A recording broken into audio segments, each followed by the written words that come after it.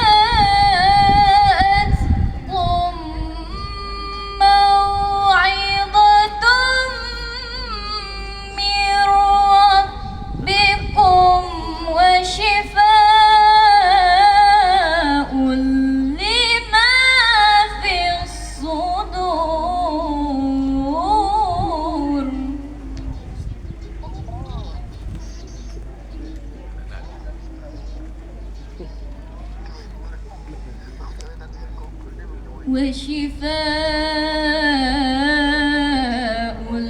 لما في الصدور وهدى ورحمة للمؤمنين.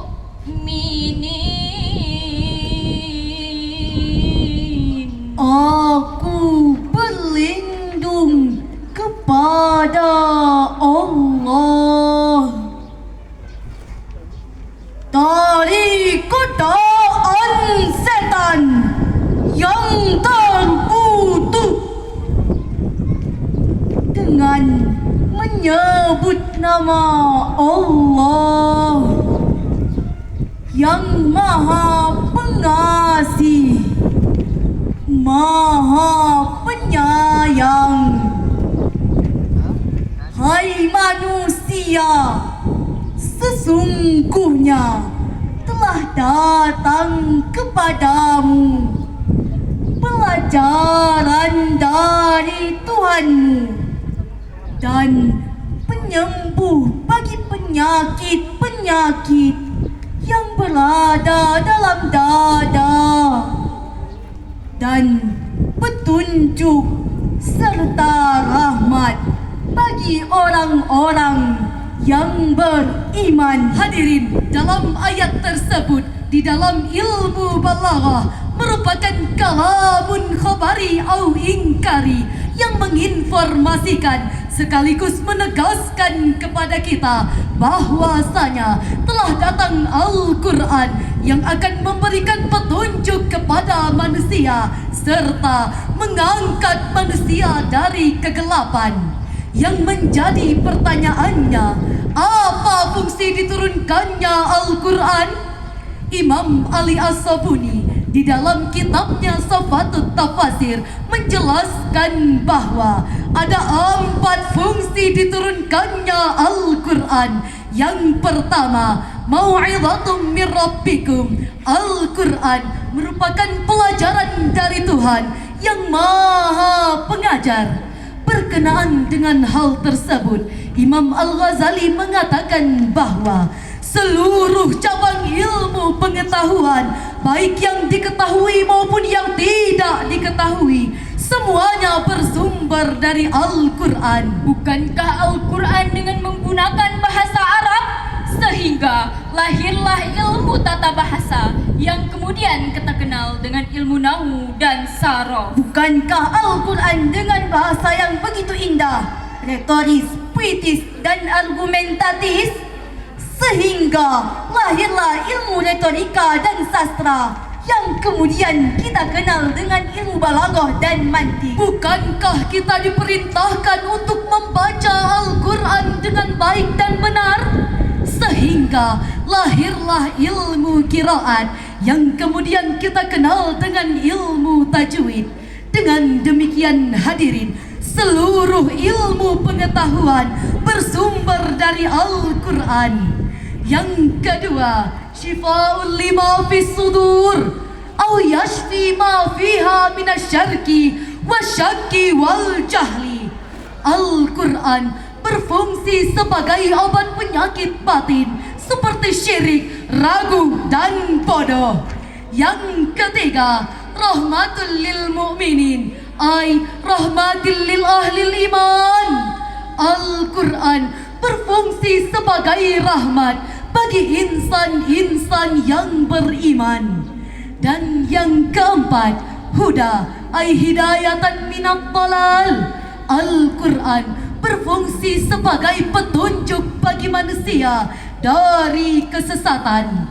Keempat ungkapan tersebut hadirin mengisyaratkan kepada kita bahwasanya Al-Quran merupakan satu-satunya kitab suci yang mampu menjawab segala macam problematika kehidupan. Dengan Al-Quran kita akan mampu membentengi diri kita dari tipuan dan godaan setan. Dengan Al-Quran kita akan mampu membangun sebuah karakter yang ada pada diri kita sebagai seorang pemuda, yaitu Syubbanul yaum rijalul ghad. no is young but tomorrow is leader.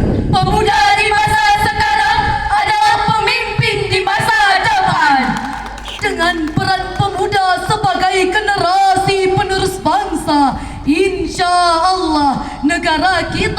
tercinta Indonesia akan mendapatkan berkah dari Allah. Hal ini sesuai dengan janjinya yang tertulis di dalam Al-Quran Surat Al-A'raf ayat 96. Walau anna ahlal qura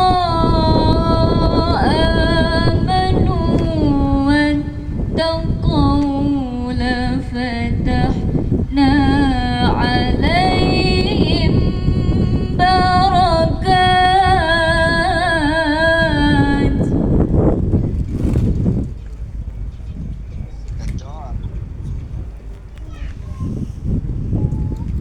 لفتحنا عليهم بركات من السماء والأرض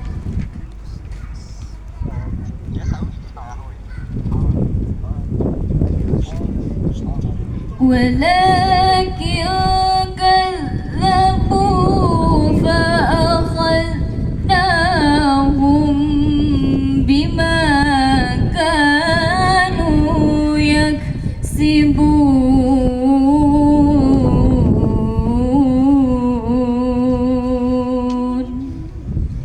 صدق الله العظيم.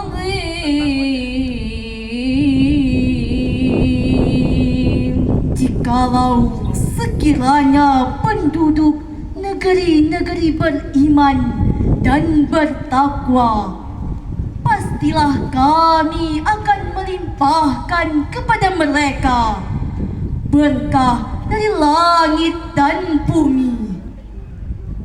Tetapi mereka mendustakan ayat-ayat kami itu, maka kami siksa mereka disebabkan perbuatannya. Maha benar Allah yang Maha Agung atas segala firman-Nya. Hadirin yang kami muliakan, di dalam kitab tafsir Ibnu Katsir jilid 3 halaman 452 menjelaskan bahwa pada ayat tersebut manusia cenderung mengikuti hawa nafsunya sehingga Allah mengancamnya dengan azab yang sangat pedih.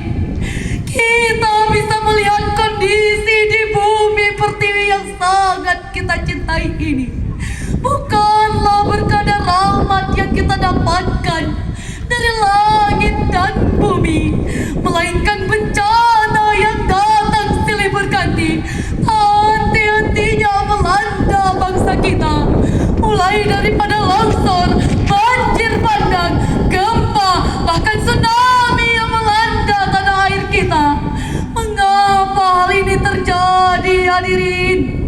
Itu semua disebabkan oleh perbuatan manusia yang lebih mengutamakan hawa nafsu, sehingga mereka jarang membaca Al-Quran, apalagi mengamalkan ajarannya. Padahal Rasulullah Sallallahu Alaihi Wasallam pernah bersabda, "Man jalal Qur'an amamahu saqahu ilal jannah, wa man jalal Qur'an wara'ahu qadahu ilan nar." whoever makes Al-Quran is right, it will take him to heaven, and whoever makes Al-Quran is complication, it will take him to hellfire. Barang siapa yang menjadikan Al-Quran sebagai imamnya, maka ia akan membawanya ke dalam syurga. Dan barang siapa yang menjadikan Al-Quran sebagai makmumnya, maka ia akan mendorongnya ke jurang api neraka. Dengan demikian, hadirin, seorang presiden, gubernur, bupati, bahkan DPR pun jika sudah menjadikan Al-Quran sebagai imamnya, maka ia tidak akan membuat korupsi dan nepotisme. Seorang pedagang jika sudah menjadikan Al-Quran sebagai imamnya, maka ia tidak akan berbuat curang di dalam timbangan. Begitu pula sepasang suami istri yang saling mencintai. Jika sudah menjadikan Al-Quran sebagai imamnya, maka ia tidak akan berbuat selingkuh satu sama lain. Oleh karena itu, hadirin, dapat kami simpulkan bahwa untuk membangun sebuah karakter masa depan bangsa, kita harus selalu menjadikan Al-Quran sebagai petunjuk dan pedoman hidup. Caranya, yang pertama, kita harus selalu membaca Al-Quran dengan penuh kekhusyuan. Kedua, memahami makna yang terkandung di dalamnya. Dan yang ketiga, mengamalkan segala ajarannya. Kalau tiga hal tersebut sudah kita lakukan, kami yakin keimanan kita tidak akan pernah goyah meskipun zaman sudah berubah. Ketakwaan kita tidak akan pernah luntur meskipun zaman sudah mulai hancur. Idza wajadtum minnal khata'at wal ghadawat. Perhaps that is what I can speak in front of you all. Hanya ini yang dapat kami sampaikan. Kurang dan lebihnya mohon dimaafkan. Kami akhiri dengan sebuah senandung. Jadikan Quran imam dalam hidup, agar tak tersesat, tak jatuh tertipu. Jika Quran di hati kita pegang, rahmat Allah kan selalu datang. Rahmat Allah kan selalu datang. Cukup sekian syarahan yang dapat kami sampaikan.